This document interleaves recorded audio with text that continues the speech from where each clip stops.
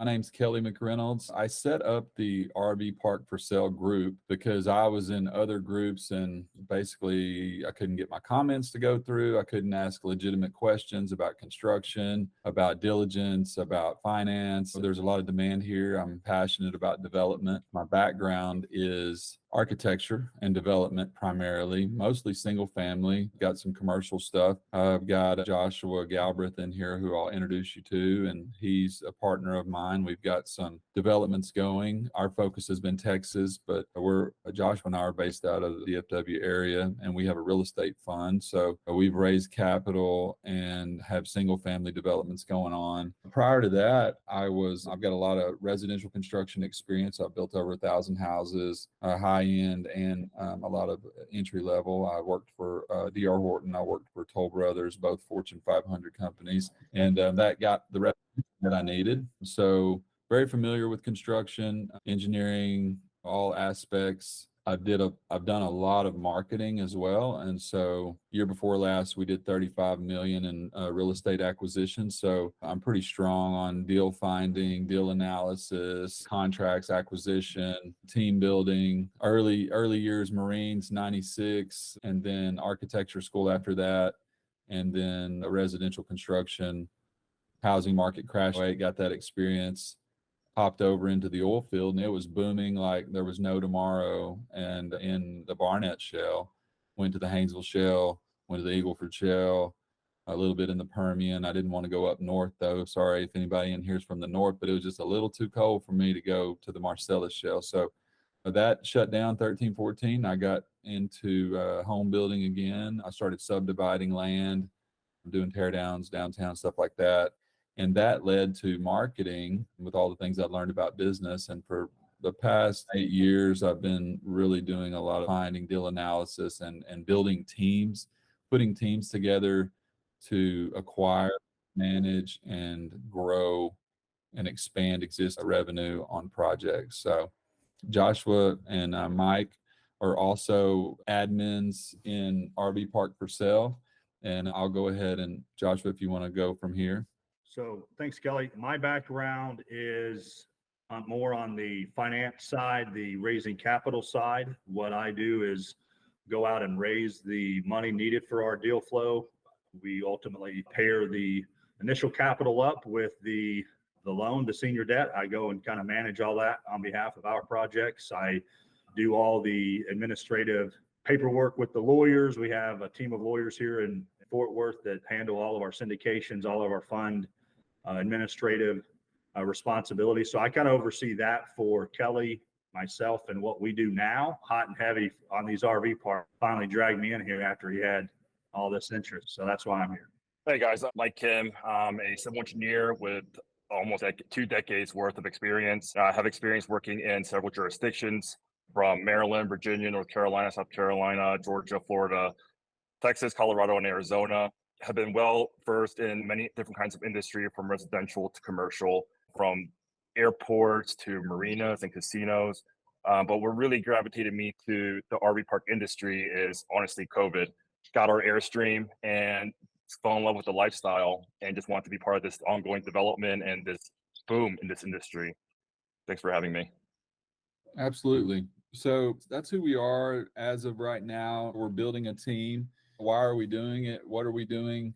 My goal is a 20 million minimum acquisition with room to expand, create value for the project. So that's what we're looking to do. We're building the team. We need property management across state lines, and we're going to need construction partnerships across state line as well. Typically what we do is we partner seed-wise on an individual project basis, and then we generally have an umbrella company. We don't have it technically structured now. We don't have any agreements in place at this time. This is a new venture that we're starting from scratch. We're just going to document it. The level of interest has been huge. As of right now, it looks like we got about 16 people in here. I think there was about 80 people that had showed interest that said they wanted to be in here. And then I think a little bit of technical difficulty. We'll see how many people show up. So that's really what we're trying to do. That's the goal. RV parks for me is targeting, there's a lot of different avatars for RV parks. However, I see it as affordable housing. And we all know, all of us are watching the economy. Most of us in here are investors in some capacity or want to be an owner or have some type of value to bring to the situation. And I see, I've done a lot of entry level housing. Horton, I saw them develop the Express product. I saw how it turned capital for them. And single family residential stick built stuff. Joshua and I have 86 lots we're developing now, and just trying to decrease point A from point A to point B, and that's from acquisition to revenue and cash flowing. Having performing assets early on and the financing and all of that we'll dig into in other meetings and so forth. What I'm getting right now is a ton of interest. People love or romanticizing the RV park idea. I get tons of tire kickers reaching out asking me about basically diligence questions. What about this? What about that? Oh my God, what about the septic? What about the water well? What about, in every county, every city, every federal and state governing body, jurisdictions, it all has different development standards. And a lot of times what I'm seeing, these counties are copying and pasting from the municipalities over to their county and then trying to regulate in that manner. So there is a lot more regulation on RV parks, whether or not it's rural or inside a municipality or what state it's in, than you may realize. And that's why I loved working with Mike, because he's got such a breadth of experience across state lines and is licensed in several states, and I'm seeking licensing in other states as well. So I think together we can make a great team. After this meeting, I'll be sending out phone numbers and so forth where you can reach Mike directly about due diligence on some of your projects. So you can reach out directly to Joshua if you're interested in investing from a capital standpoint. And so that'll be an ongoing thing. Our hope and our idea is to do this once a week and then just break down RV park development. We're also interested in mobile home parks and marinas as well. So that being said, we don't want to take up too much time, but Mike has put together a little something to talk about diligence. So go ahead, Mike. So from my experience in this field, this land development process is typically broken down into 4 phases. First one being the due diligence, second one, the entitlement and land planning, third being the civil engineering, and fourth, the post-construction and ongoing maintenance. In order to have a more fluid and cohesive design as a whole, it's highly recommended to put a lot of effort into having a complete due diligence and engineering feasibility study completed upfront of your project. This will minimize any hardships down the road. And honestly, every project is customized to your property. There's no identical properties or the land, the ordinances, the jurisdictions that you're playing with, the services that you would need for land development. I mean, you need a professional team that is well versed in these different kinds of aspects of land development. What I have seen, some of the common issues that I've seen during the due diligence is the lack of engineering feasibility. They might just go off with the zoning and ordinance codes and see if I can just simply turn this agriculture lot into whatever use, right? However, most people don't realize what is required for a typical site. These include zoning setbacks, landscape setbacks, environmental setbacks. There's also stormwater management facilities that need to be dedicated on your property to treat your whole site. I mean, there are many different kinds of elements that kind of play into the whole site layout, which is why I'm alluding to the importance of having a proper due diligence. But you want to go into a project knowing exactly what you're getting into. You don't want to deal with the hardships moving down the line, because any changes in layouts, I mean, could ultimately put you in square one.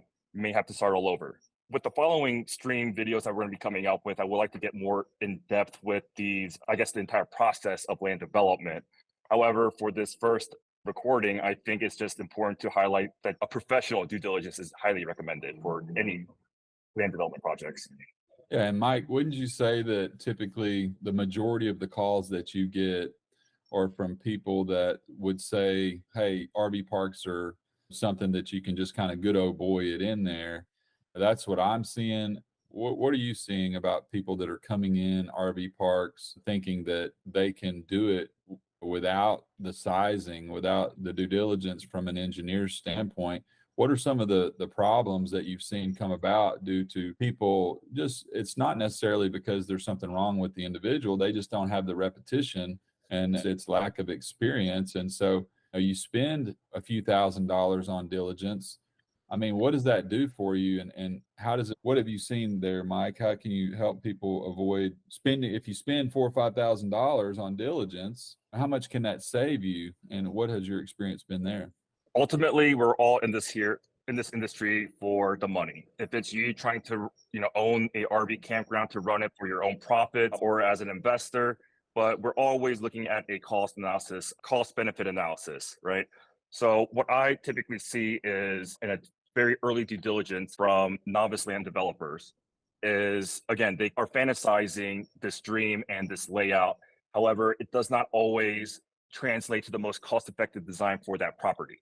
For example, let's say your property it doesn't have a gradual slope or has hills and bumps all over the place. Right? Most people will just simply ignore the topography of the land and just kind of forcing the property to work for your vision. What you want to do is kind of approach the property as you want to work with the lay of the land. This will minimize cost in grading and going through the hoops and hurdles of drainage as well. So honestly, it really comes down to the cost. We want to create a site plan, a design that is most cost beneficial for everyone on board, not just for the end users and the contractors, but for the owner and the end users as well. I mean, honestly, this industry is so, how do I say, there's so many components and elements that go into this land development stage. There's so many factors such as environmental factors. Just because there is a stream cutting through your site doesn't mean you can have development right up against it. There are certain environmental setbacks as well. So again, I mean, I would like to dive into it more in depth, but this is such a very deep field, and it does require a team of professionals to really understand the vernacular and the process of this development. I would say that it's the exact same process that you go through if you're doing a residential or commercial development. All of the components are essentially the same. The big thing that I hear is, oh, I'm out in the county, I don't have to worry about it. And then at that point, I know that they haven't gotten burned yet. As soon as they say that, I'm like, man, they haven't lost a bunch of money yet, right?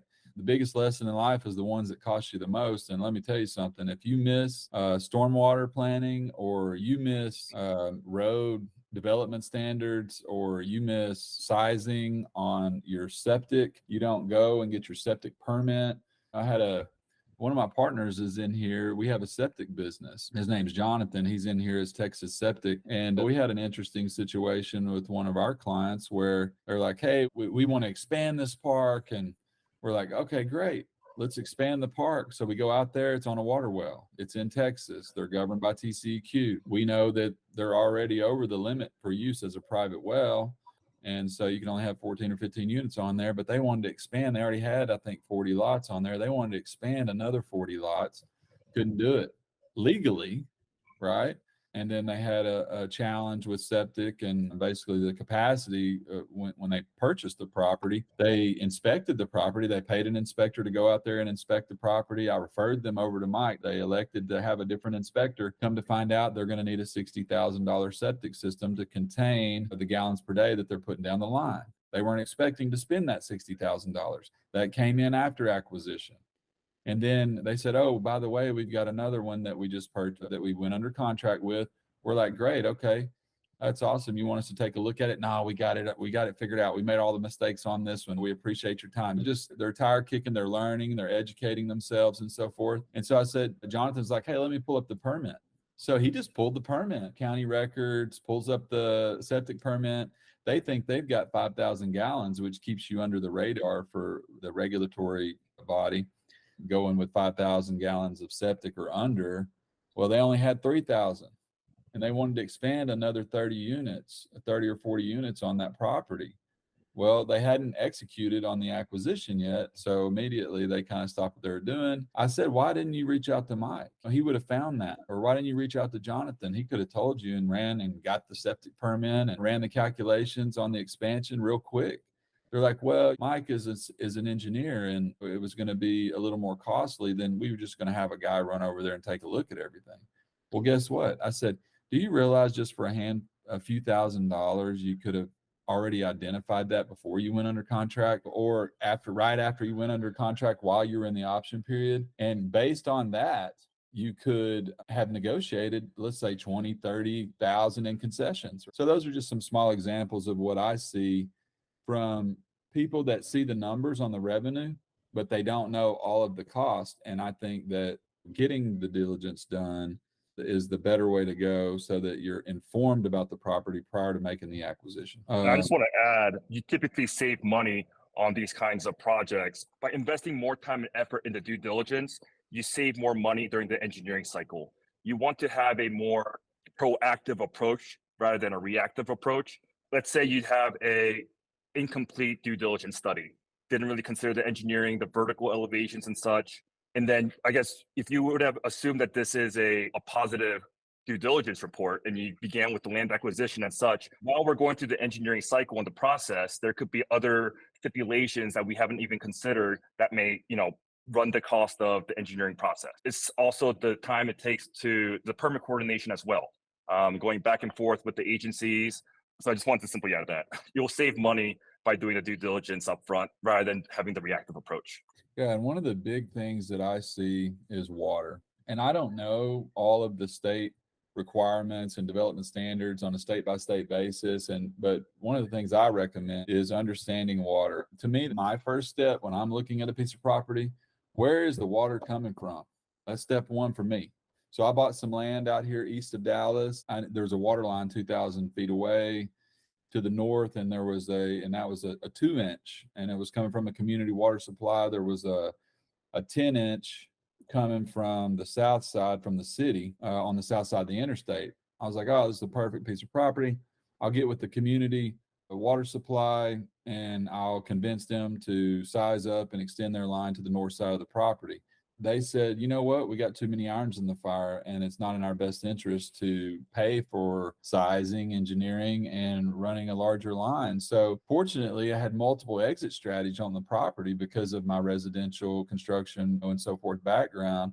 And ultimately what I did is I subdivided the lot, the 5.5 acres into parcels, and I turned that into 2 FHA compliant mobile home residential, and I got contracts on both of those. So based on my diligence and my numbers, that property after stabilization would have been worth about 3.5, but I've got a total of about 450 for both properties, somewhere in that neighborhood. 450, 460 is what I was able to get them under contract for. So a huge difference. 1/10 of the value there and the top line value for an RV park relative to just selling it off as a couple of tracts, 2.7 acres with a mobile home on it. So water is a big thing for me. I thought I got a really good deal on the land. I thought I could bring in the community water. Why couldn't I continue forward? There's a water well, deep well, 450 feet.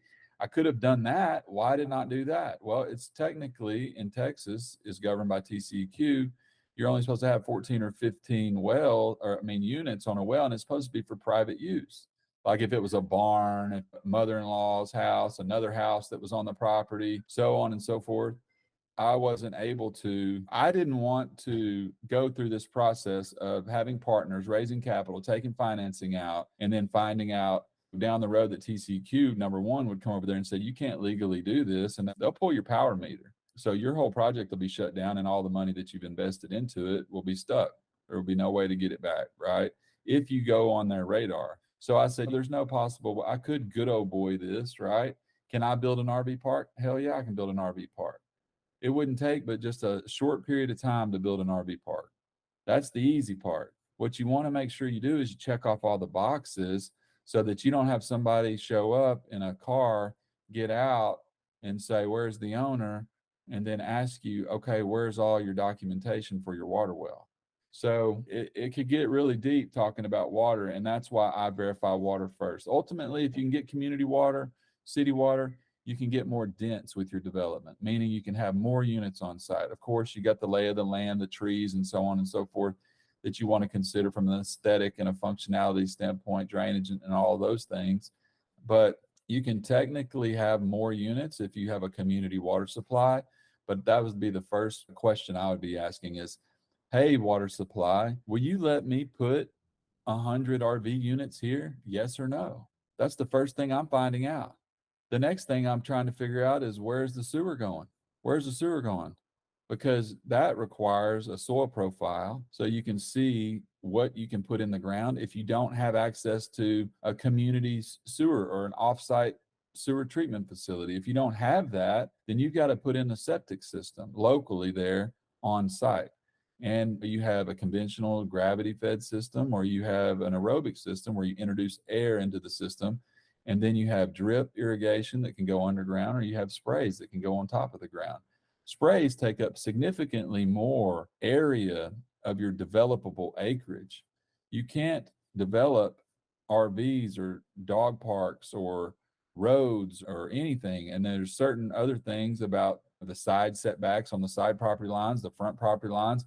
If you're near a water source, a pond, a lake, a tank, a river, a creek, all those setbacks are a little bit different. And it's based on the water table or where surface water is showing up and how you're going to be able to emit the sewer into the ground or take it off to an offsite facility. That is going to take away from your developable acreage. And so that'll take away from it. Drainage will take away from it. Right off the top, you guys have got to know that if you go buy 10 acres, you're going to lose 3 acres right off the top before you do anything else. Let's say 40%. When I'm negotiating on land, if it's got trees on it, I'm already thinking I'm losing 40% right off the top. Why? That's a big number. That leaves me 6 acres because roads, setbacks, side setbacks, front, back, water. Your water well has to be 150 feet away from septic systems and septic lines. Hey, Kelly. Yeah, go ahead. I'd just be curious, obviously, with Mike, myself, and you coming together, and it looks like we have Mr. Fred jumped in there and just provided just the blueprint for success. Thank you, Fred. I'd be curious if we can kind of just go around and not so much introduce. We all are here for the same reasons on the RV side. Yeah, absolutely. But if we can just do hey, like, what are you here looking for today? Like, how can we help you in your project today? Yeah, let's do it. Is that cool? And if you don't want to jump on the mic or you're having problems, just type it in. Can we start with Kevin? He's brave enough to show that good looking beard he's got. We're all jealous of. Hey, I think it's a requirement, Kelly. If you want to be taken as legit, you gotta like grow a beard, and then they say, "Oh, he's at a campground." That's right. My wife and I got camping about 4 years ago. Like Mike, we did it for the summer. Hey, we're just gonna make a summer commitment with the kids, go have some fun. And then the summer ended, and then 4 years later, we just don't want to go back. We're just having fun. My wife, we're interested in buying RV park. We're the newbies that are probably making a million mistakes, trying to do my due diligence by reaching out to guys like you and learning more. So we don't do that. And my wife's been managing an RV park for the past year, so we're getting experience and kind of understanding how that goes and finding out if we're really interested or not. Turns out it's their favorite Dutch we've ever had, so that's a good plus. And then I've got kind of a mix of real estate background, investing background, and I guess a little bit too much ignorance with experience, which can be dangerous. So I'm trying to plug in the ignorance with some more knowledge so I don't make some dangerous mistakes. That's me. Yeah, but those mistakes, boy, they really catapult you forward, don't they? You're not going to make that mistake again. That sucker was expensive. All right, who's next, Joshua? I don't want to put anybody on the spot. We got a few saying they're just on here to learn and not make mistakes. And I think Mike can really help you guys out with that. Fred, please provide your phone number, email for everybody who needs help. I mean, our intention today was to just be humble and say, hey, we're kind of bringing this together. My background and Kelly's background kind of allows us to make it very professional and allows us to go and close deals. And our thought process was there's a lot of motivated wannabe real estate investors that are looking to maybe do their first deal and they just don't know how to do it.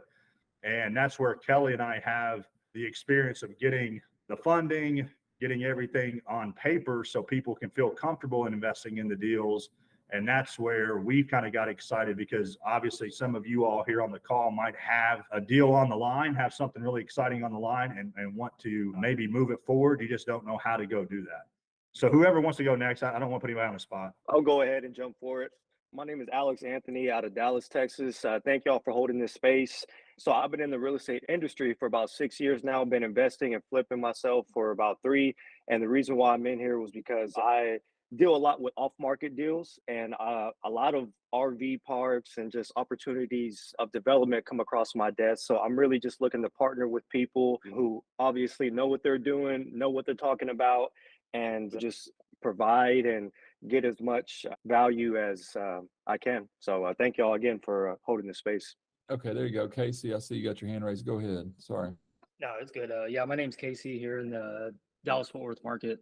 Pretty much been in single family off-market marketing for the last 3 years. Getting to a point to where now I'm wanting to start to park some money and don't really want to deal with the standard traditional single-family rental. So Stephen Dodd referred me to this group, and I know he does a lot of development and crazy things up in his end of the world. So I'm just here to learn, kind of see what opportunities arise and kind of take it one step at a time. Yeah, Steven's got a project coming up in Azle.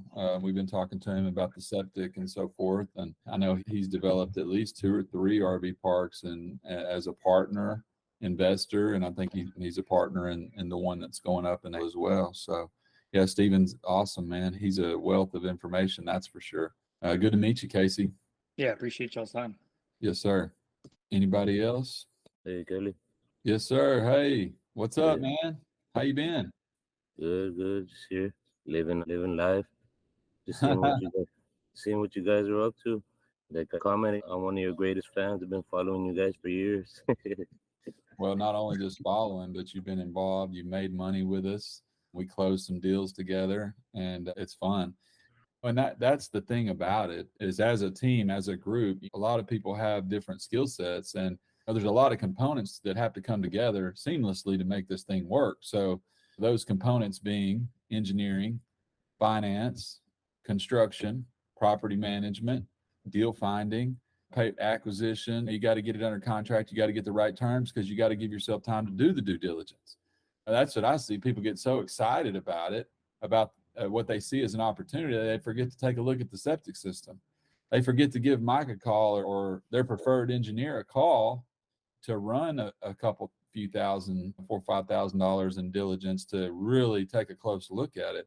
I know that's a big step for people to spend that money, but a real appraisal on a commercial property is going to run you what's an appraisal generally and a due diligence study for any type of use, Joshua, what's that typically going to run? Can you hear me? Due diligence for, Well, like any when any kind of use, like when we're running, like when we ask for a diligence study or we ask for an appraisal on commercial real estate, I mean, typically what's that?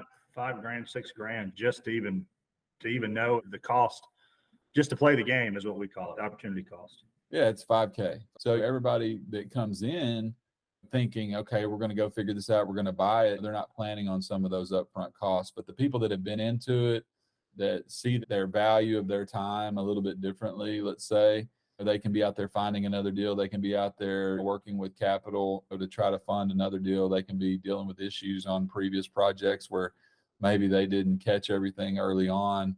That's why they get professionals in their team, on their team, in their group, close. That's what we're trying to do. We're just trying to have a group of people that are close together, that are like-minded, that can help one another and not have any drama. If you guys see any spam or scammers, just help me delete them, flag them, get them out of there. So that way we're not wasting our time looking at all that stuff. I set this group up specifically not to have any politics involved in the group whatsoever. I want it to just be open, transparent, sharing information, helping one another. And I see a lot of fake lenders coming in there. I see a lot of fake list builders scraping money off people in there. I try to catch them. I can't catch them all. You guys feel free to help me identify those people and get them out of the group. So we're only looking at relevant information and having relevant conversations about our goals and how to accomplish them. Anybody else got anything right now? Can you guys hear me? Yeah, go ahead. Yeah, hey, my name is Gary Schultz, and I've been one of the green guys that don't know a whole lot about it, and I appreciate the knowledge that was shared today. As an outsider, as an investor, your opening comments about kind of the next wave of affordable housing, I see that. I also see just the opportunity in our new world of remote working, just an opportunity in that market to stay at capacity. 2 questions. One, do you guys already have somebody on the team helping position the properties from a marketing perspective so that you can demand premium for each of those spaces? I'll start with that question. No, we don't have a marketing professional. Technically, I'm marketing, but I don't necessarily consider myself a professional marketer. So to answer your question, not necessarily, no. I think I could add a lot of value there. Run a firm and we position companies upstream so that they can demand a premium, really creating not only a good brand image, but also driving the right customers to the facility and the property. And then number two, I appreciate the fact that a lot of due diligence goes into these properties, and I'm definitely interested in making an investment. And it's nice to know that there's people out there that are going to come together to kind of help each other make the money work. Interested in that as well. Awesome. Yeah. I'm sorry. Did I cut you off? Go ahead. Nope, that was it for me. Thanks for bringing this together. Yeah. Well, I think probably 2 years ago when we did a ton of acquisitions, we were sending out offers, probably 100 a week, right? And it was primarily residential, multifamily, mixed in there, a little bit of commercial, vacant lots, and so forth. By virtue of that formula of those offers and all of the thousands and thousands of conversations I've had with owners of real estate and asking them if they'd like to sell it, I realized that the inflection point had happened. I think September of last year is when I let go. Probably I had 20 people on my acquisition team. That's when I let them go. The reason for that is because the ask was greater than the value relative to the buyer pool, right? I started shifting and transitioning over to what I could consider affordable housing. And because of my experience and my background with so much residential construction background, and also going through the 2008 crash, I'm always heavy in economic information, data. You guys, some of you guys are probably heavy data guys. You're really looking at the economics of everything. You're probably getting destroyed by all this clickbait on YouTube as well, trying to decide which one of them actually knows what they're talking about. But I think the information is in the data, right? And so what the data says to me is that interest rates are higher, and your cost of ownership is going to be higher. Your cost of acquisition is going to be higher, and ultimately affordability is just not there. So you start looking along those lines of affordability, and so that brings you to a certain few asset classes that you can take a look at. So looking at RVs, that asset class, manufactured housing, mobile home parks, and fit along those lines. You still have the inventory problem, and that's where it's hot right now. It's hot. Will it get saturated? Yes. When will it get saturated? I don't know. Where will it get saturated first? That's one thing I just don't understand, is how anybody could go in and buy land and say they want to build an RV park if they're not specifically from that area and they know that there's something special about the location. If you guys have ever been down to the Guadalupe River, Green Hall, down there, if you walk down around there, a very special place. And I mean, I bet they make $1 billion a year right there just because of that location or where it's at. But I started transitioning over to affordable housing and putting a lot of effort buying land, developing land, particularly in mind of affordable housing, but what I found is you've got to get the entitlement, or you're going to spend money and somebody's going to tell you can't do that. So the reason I'm here, because everybody's that's talking is really like RV heavy, right? And I love that everybody's excited about RV parks. I don't know if everybody can read my title. I care about making money. I don't if you want to live in an RV, you want to build RVs, you want to build $1 million mansions. Kelly brought this to me. I have a checklist of things that just make sense. So we know interest rates keep climbing. We know affordability is getting on the high end. 300,000 in DFW is now the new entry level. We're building them. We know what I like about RV parks. A couple of commenters that jumped on, like, this is the beginning to me. Like, it's been around a while, but it's still not saturated from the investor side. What I like about this is Kelly has already brought multiple deals to the table where we're going to be able to get in on the deals on an owner finance level. Now our capital to commit into the deal is less. We can leverage a little bit of capital commitment and have a huge upside. And as a group, we and Mike and our other engineer, Tim, I believe, or Fred, I'm sorry, Mr. Fred, guys like that, like that's all on future development. Our target's going to be to go out and find existing cash flowing properties that the owner is the manager and he's tired and he's ready to sell and he's willing to give us an owner finance note. And that's what we are going to do. And it has upside, we can continue to build out. Fred had already commented, yes, we want to look at value add opportunities. And Kelly has 2 or 3 projects right now that he's brought to me. And it's all the strategy that we're going to implement. The first 4 or 5 deals that we take down as a group is going to be very owner finance heavy. So we're not out a lot of initial capital on the takedown. And that's why I like this asset class. We've bounced around over the last few years, and people that have these storage units, like there's starting to be a decline in storage units. There's starting to be, obviously there was a decline in office space. That's already happened since COVID.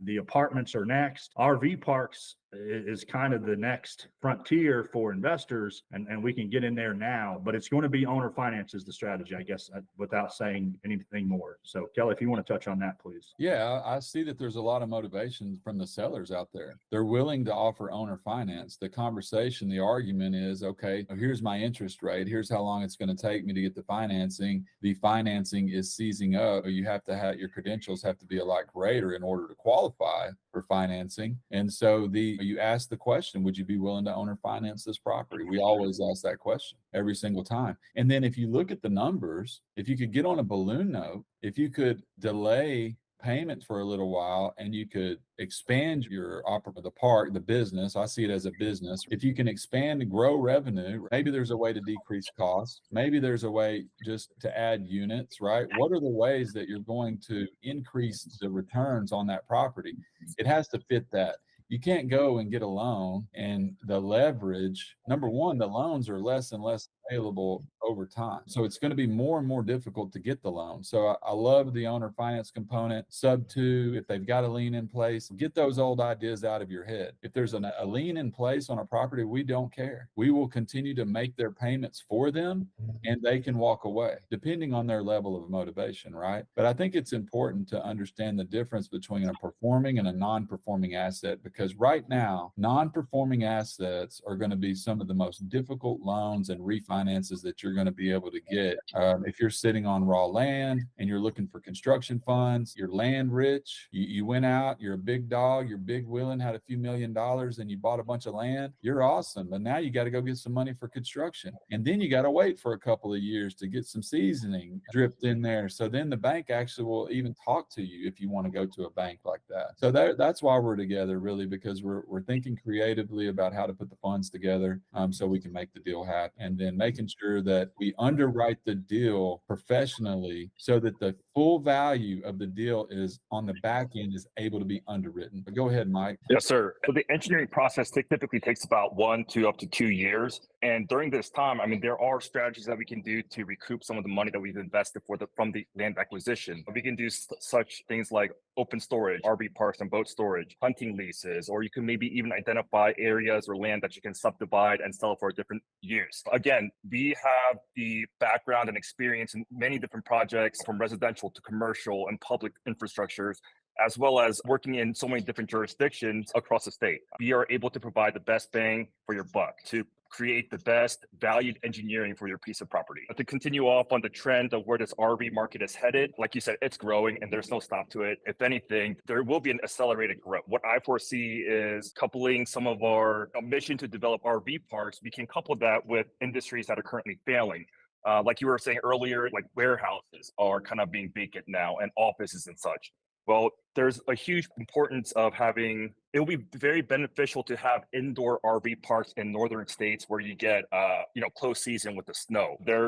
I'm currently aware of two indoor RV parks in the northern states. They're very successful. And again, this is going to lead to further innovations. There's going to be smaller communities, RV park communities that may have their own, convenience stores, a gas station right next to it. Eventually, or maybe even a learning center for the remote, stay-at-home homeschool kids, right? There's a need for that as well. I mean, again, the RV market is booming. And because we have the experience in so many different kinds of markets, we are able to engineer the best use for your land. Yeah, I love that.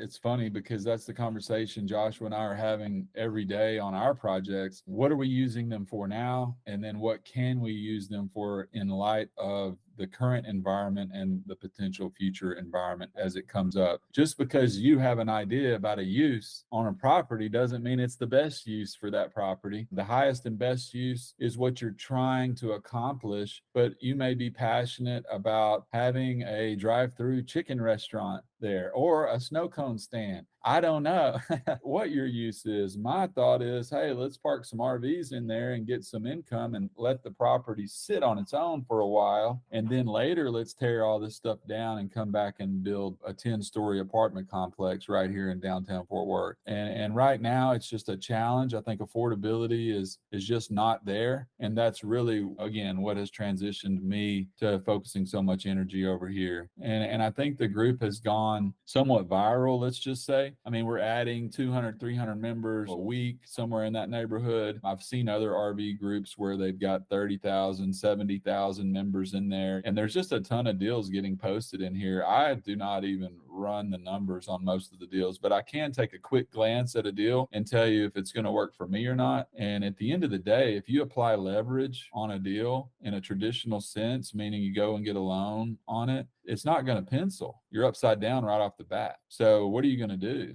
You're going to take your however much money you've got and go and purchase the property and go get a loan, get an SBA loan. I think that's definitely a route that you can take. SBA loans are great. I mean, it's going to take you a little time to put one together. There's a guy named Jason Lafferty. I don't know if he's in here, but he got an SBA loan on one, I think down in Whitney, Texas. Lake Whitney's down there. I don't know if you guys are familiar with that area, but he actually went through the process, got the land under contract, contingent on a loan, went and got an SBA loan and got it all done like at the last second, got everything approved, got the funding, went out and is currently developing the park about 2 hours south of Fort Worth. So there's a lot of different ways to do it. And I'm just excited to have something that is in such high demand to focus my energy on. So I'm glad you guys came. I appreciate everyone's interest. And just keep in mind, if you want professional diligence done, you need layouts and so forth, you can give myself or Mike a call.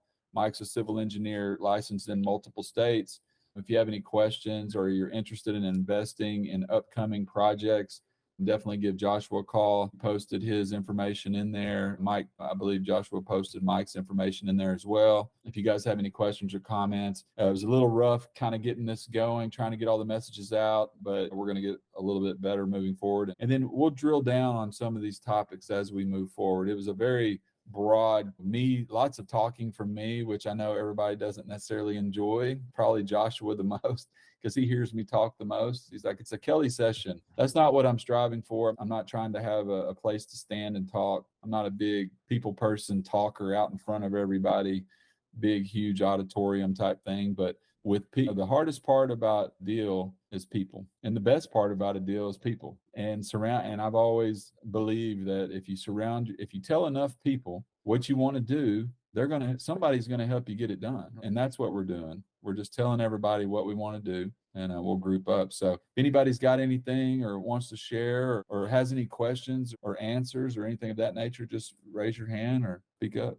I'm not the tech guy, but for some reason, everybody thinks I'm the tech guy, and I always get the job of being the tech guy. But we'll just send us a message in there and then we'll work on it. And Mike's an admin. His wife is also an admin. She's helping us moderate the group. We're learning the needs and how we can deploy this information out to everybody to help them out. So, hey, Josh, good to see you again. I know we've talked in the past. I've been in real estate about 4 or 5 years, mainly in the residential area. I've done some multifamily passive investing, but want to step out of completely doing residential and move into something like RV, mobile home park, tiny home park, something like that. I just want to be clear, are you guys looking for to raise capital, or are you looking for more properties, or both? Both. And when you say more properties, I mean, obviously they got to check off all the boxes, right? And that's where we're just teaming up to start explaining who we are first, of course, and why we're doing this. And then now we're going to start, not necessarily today. We don't want to, have a 10-hour long meeting, but I think these meetings can get more specific. And then you guys, obviously, Brian, definitely feel free to reach out and we can have a more direct conversation about what we're trying to do. But to answer your question, yes, we're raising capital and we're looking for deals to deploy capital into. We're not just buying deals, of course. Single family we have the same feeling about single family. I've been in it since 2003. And right now it's just going sideways and we're not real sure exactly what's going to happen. So we're just looking for asset classes where we can deploy capital. Hope that answers your question. Yes, it did. I'd like to see y'all's buy box. I mean, I know owner finance, owner carry is huge. I have one in Longview right now I'm looking at with some owner carry, not total owner finance. Sure. And then I'd like to learn more about what type of amount of money you are trying to raise and see about helping there as well. Yeah, we're looking for 20 million in acquisition, and our hope would be at a 40 million valuation upon stabilization. That's going to be a challenge. So the point being is that we want to buy projects that are performing, that have the ability to expand. Performing means that it's going to pay for itself while we do the planning that's required so that we don't make a mistake. We also want to be able to offer quarterly distributions to investors, right? So investors who make money like to invest more money. So the whole cash flow asset acquisition model, right? That buy box has to produce a return. So we as a GP organization is definitely doing distributions quarterly. Do y'all see a per project investment or more like a REIT or fund that you're going to start? So it depends on the first few projects. It might very well be a syndication model for the first few, just by the nature of rolling it and getting it going. Once the model's proven, we can switch it over to a fund and cash out the initial syndicators. But it just depends on how fast we lock up deals. And then with Kelly's model, with the intent of doing owner finance, we could grab 3 or 4 and have control of them and then just go right into the model. The issue is it costs our lawyers, right, 15 grand, 18 grand, give or take, for a syndication. We could spend that same money for an evergreen fund model that just keeps rolling and we're just cashing in, cashing out. So it just depends on kind of the core group members and everybody who understands what we're trying to accomplish. And will there be opportunity to invest and learn? That's the point of the call with Kelly. I mean, I think Kelly really wanted to bring those people together and say, hey, like, we're all kind of figuring it out too. My background, money is money, but with kind of the transition, and again, he had to sell me on this. It wasn't a hard sale because we're getting our ass kicked on that chicken house / RV storage that he just put me on blast for. But we're all here to kind of learn and essentially to figure out the best model. But this core group of people with Mike, I definitely would like to talk more to Fred. I mean, how we just had somebody post 3 deals on this group alone. Right. So there's 21 of us on the call. We can go buy 3 parks today. We have that strategy and ability to pull that off. Yeah. So that's the question, Brian, is, how familiar, when people are posting deals, obviously as an agent, a broker, they're seeking to sell a deal for a client they're under contract with. A wholesaler being off market, let's say, trying to marry a buyer up with a seller. We love it all, right? Going direct to seller, in my opinion, is often a little bit smoother. You don't have people standing in the middle that disrupt the negotiation, so to speak. So we like direct to seller. If not, we like agents, we like brokers. I have a broker on some land I'm selling right now, and she's been amazing. And she keeps me on point every single day. She's like, okay, we got to do this today. We got to do this. I'm like, I love you. Thank you so much. So there's definitely a lot of value there in bringing these deals. But the question is, does the deal check off all the boxes from a financial standpoint? That's the question. Sure. And is the seller negotiable? In what manner? If we can do a balloon and extend some payments out for a little while so we can expand the park with construction money and then come back in and refinance it. I'd like to have some lenders in here that could tell us what they're looking for to refinance a stabilized RV park, right, or a non-stabilized RV park, or to finance a non-performing RV park, or a raw land going to an RV park. I'd like to see what somebody can get done. I not necessarily want to talk to a bunch of lenders that just obviously want you to run you through there and see if the Wizard of Oz will open. Well, real decision makers. There's a lot of brokers out there that want your file to go shop it, but they're not decision makers. So their optimism is at 100, but their capability is trash. So are you talking about lenders, on a refinance is what you're talking about? Like, what will they do when you go refinance? Well, all the above. On an acquisition side with performing assets, does the deal stand alone? So anytime someone has access to a true lender, a true decision maker, and then to Kelly's point, once we stabilize, there's a refinance opportunity. What is that worth? Because these deals have to be able to stand on their own initially anyway. Not to cut anybody off, I just want to be cognizant. We had 2 other people kind of ready to answer questions. Brian, you want to get with us, man? You're yeah, local?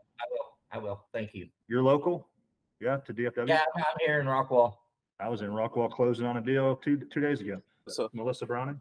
Yes, I'm Melissa Browning. Can y'all hear me okay? Yes, ma'am. Yes, ma'am. I just want to thank you guys for having this very informative meeting. I'm a new investor and I've been working with a lady about a seller finance mobile home park. And I decided after working with her and her kind of crazy demands to just venture out and work on a project with shipping container homes, kind of like a mobile home park situation. But I just had a question if y'all have ever had this problem arise. She did not want to be in a second position no matter what. So it would have been impossible for me to do the value add without taking out a loan and putting the park in a second position. Do you guys have any remedies for that? I'm actually surprised that the shipping container home industry hasn't boomed. I mean, I heard of this happening back in 15 years ago, the whole tiny home living and shipping container home movement. I thought it was going to blow up, but it never did. I think one of the main concerns with that industry is the shipping containers itself. They're relying on getting these used shipping containers from China that may have contaminated substance in there or hazardous material at some point. Again, you're buying these used shipping containers for very cheap for like $2,000-$3,000, and then you refurnish it. But however, if you were to start with a brand new shipping container, you can clearly see the price will be jacked up a lot higher. So it Right. honestly comes down to a cost benefit analysis, right? So am I really saving money by creating foundations out of shipping container homes? Like there's actually more permitting efforts that's going to have to go into it. You might also trigger the health department to get their review as well. Again, a very new concept in modern day period in development. It's the idea is still being explored.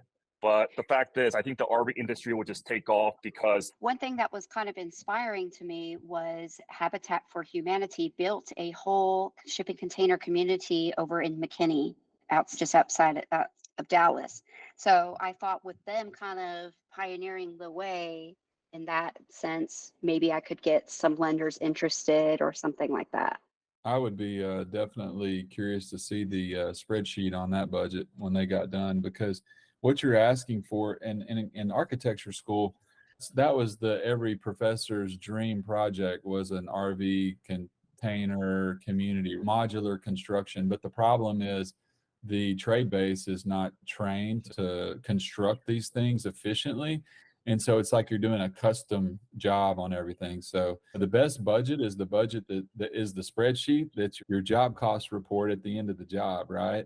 If you Mhm. had that when you started the project, you may not do the project. So I'd be interested to see what that job cost was. But I think your primary question was first lien, second lien position, but I didn't really catch the overall scenario. Maybe somebody else caught it and can answer your question, but I did want you to get that question answered about first lien, second lien, potential remedy there. Could you re-explain the situation?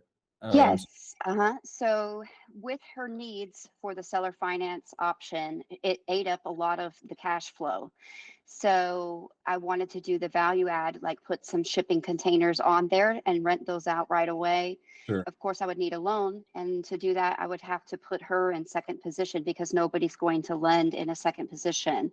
And she did not want to go into second position with her. She was saying, what if we don't pay on the loan and then she's responsible for the loan and they'll come and take her property? And all those concerns are valid, but do you guys have any other suggestions on how that could be arranged to where she Yeah. wouldn't be? Yeah, you need partners. You need Private financial money. partners. Okay. That's why we're here. That's one of the primary reasons we're here today, is because that's what's going to free up the project so you can have the capital to get to the end. But again, if once applying this capital cost on a monthly basis, if you've got more money going out the door than you do coming in, it's more risky and less attractive to not only private investors, but obviously traditional financing and so forth. Nobody wants to be in a second lien position. If they are in a second lien position, then they're going to just charge you an exorbitant amount, and they're going to be looking for some collateral in most cases.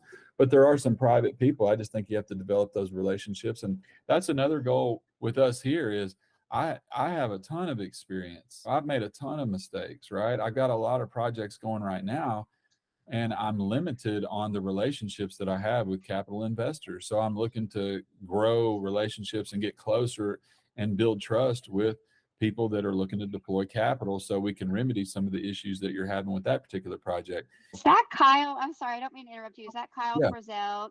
He is I was working with him with the lady with the mobile home park. Hi, Kyle. He kind of knows what the situation was with her. I see. Anyway. Yeah, that's a big challenge, what you got there. I think you'd have to renegotiate the terms potentially, or you may have to just buy it outright. Okay.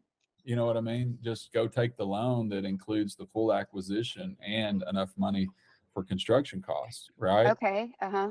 And then if you could postpone your payments for 12 months and it's a 12-month project, well, then you're going to run into a problem at the end of the project. You're going to need to refinance it into a long-term product, or you're going to need to liquidate.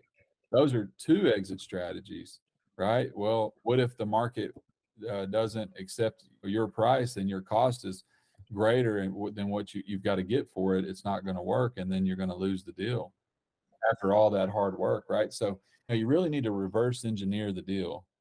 You need to go Okay. out and figure out on the back end, what are you going to do with it on the back end? Are you going to refinance it into a long-term loan product? Yes. What you're going to Right. do? Yeah, Okay. definitely. Okay. What lender is going to lend on that product long-term? Do you have that person identified? No, these things are not. Yeah.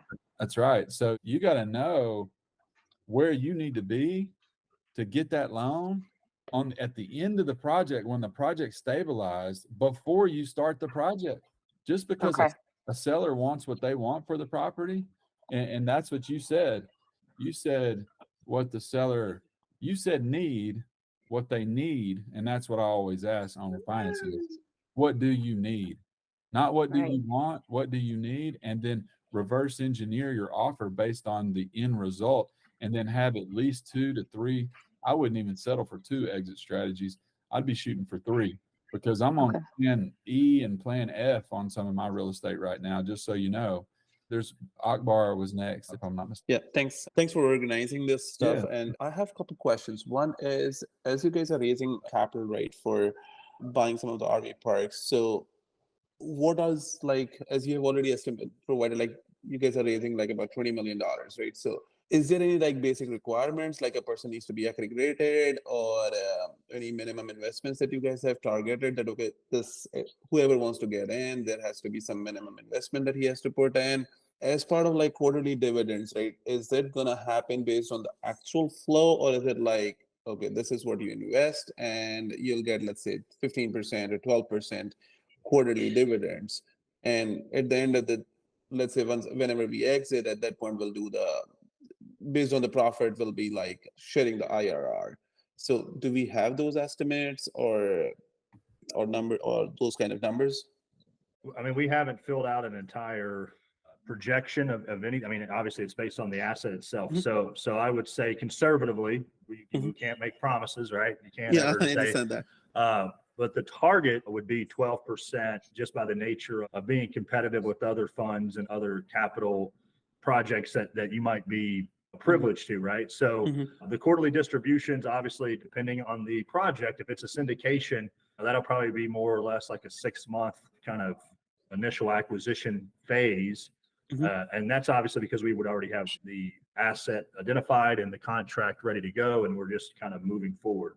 With a fund, we would do maybe a $20 million raise. This is all hypothetical, right? Yeah, Please understand, this is the first day we've come together to even identify this. Mhm. And depending on what that looks like, it's a 12% targeted return on an annual basis, with maybe a 2-year acquisition period, and over a course of like a 5 to 6 year exit on up to 20 million, right? That would be the goal. And then just do distributions based on that. And the buy-in, we've raised money always at a $50,000 minimum from an investor side, and then you'll just buy in from that, and your capital contribution would reflect that return on a quarterly basis. Okay, and like, are you guys also gonna provide, like, let's say, as because we're seeing, right, that there are 3 deals that are already, you guys have already targeted. So if somebody wants to come in, let's say if I want to come in as a deal by deal basis, and is there a possibility that I can become a general partner, or there is no one, whoever needs to invest will always be a limited partner? So one of my favorite sayings is either you bring the deal or you bring the money. Okay. And if you have access to large capital and you're a capital raiser, and that's kind of what I pride myself on being in this group, that would position you as a GP potentially, right? And we would kind of set that aside and say, hey, we're going to start another $10 million fund.